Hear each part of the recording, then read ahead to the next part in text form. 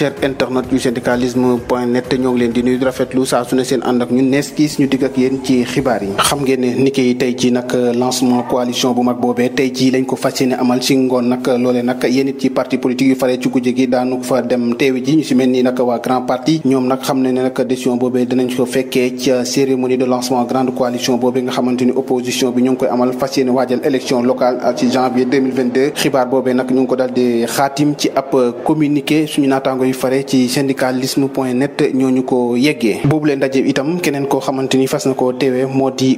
kii di Déthié Fall moom itam xam le na nag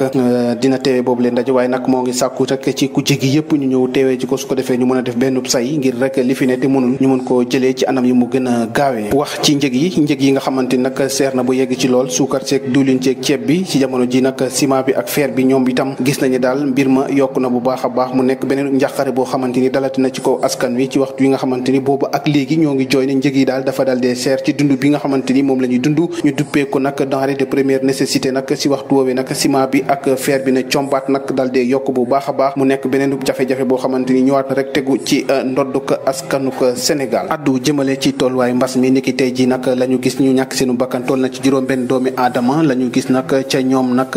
2175 tests ya ñu dal dee def 57 yi nekk ay cas positif 356 patients guéris 8 cas contacts 49 cas communautaires 35 cas graves Sénégal nag ba mu dooree mbir mi ak léegi lu toll ak 1780 ñàkk nañ seenu bakkan 72 977 cas la ñu am 8426 nekk ci jamono ji ci traitement yi 62 770 ñoo daal di wér benn la ñu daal di rawale foofee ca bitim réew mu nekk rek li nga xamante ni mooy tolluwaay mbas mi ci réewum Sénégal. ñëwal xibaar yi wax nag ci jafe-jafe bi nga xamante ni amoon na foofee ca rond point Cambérène nag yoon wa nag la askan wi daal di baare doon ama rek doxub ñaxtu loolee nag la ko sooke moo di nag askan wa dëkkee foofee nag la ñu xam ne moo di nag mënatuñu dëkkaale ak mbënd mi nga xamante ni sonal la leen foofee nag nga xamante ni moo di ca Cambérène loolu tax nag tey ji ñu daal di génn rek baare yoon ba ngir fësal seenub mer di fàtte nag Cambérène ak la ko wër Diamaguène Parcelles Assainies ak yeneen i gox daal ci jamono ji ñoo ngi dund mbënd mu métti métti saa yu asamaan si tay loolee nag moo tax ñu ne daal fi mu toll nii loolee dootuñu dëkkaale ak moom tax daal ñu daal di jox xat bi seen mer teg ko ci kaw tali bi dem ba diwaanu Diass foofee nag taw yu métti yi nag tax na ba benn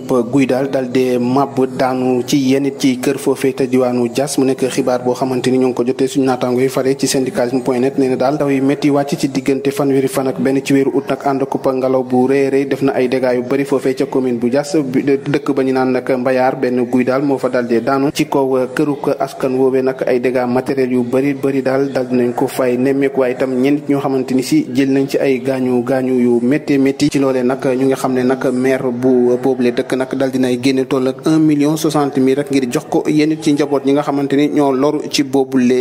accident cant ak ngërëm ñeen na leen yéen internet yi ni suivre saa su ne nag di fi taataane xibaar lii la ñu amoon yéen a yeggee xibaar di leen jaajëfal bu baax a baax seen kóolute bi ngeen am ak ñun dig daje ëllëg ci beneen jotaay xibaar jaa ngeen jëf